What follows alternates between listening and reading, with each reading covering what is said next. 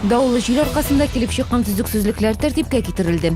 Киче биринчи автомобиль юлунда светофор иштемеди, бирде ушулай ук реклама токтоосу алган иди.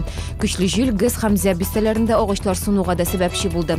Синоптиклар фаразлауынча жел күн Олга тобада сокланачак, урыны менен анын тезлиги 17-22 метр секундка жетешек. Бүгін матбугат конференциясында Чаллыда Baby Box булдыруу хакында сөйләделәр.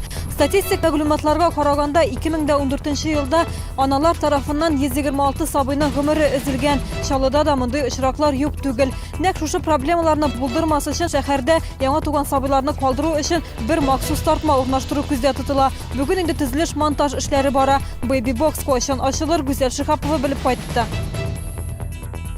Республикада соңгы 60 күндә толпан кодалуның 5 очрагы теркәлде. Кодалган толпанның үз билдигене белән алырга тырышу сәламәтлеккә зыян салырга мөмкин дип кисәтә белгечләр, кичекмәстән табибларга мөрәҗәгать итәргә кирәк. Медицина учреждениеләрендә вакцина да ясалачак. Чаллыда өлкәннәр өчен спартакиада старт ала. Традицион ярышлар быел бөек җиңүнең 70 еллыгына багышлап оештырыла.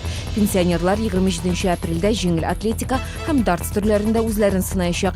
28 апрельдә исә алар өчен өстәл теннисы уеннары уза. Бу һәм башка хәбәрләр турында яңалыклар тапшыруында ул 19 сәгать 15 минутта эфирга чыга.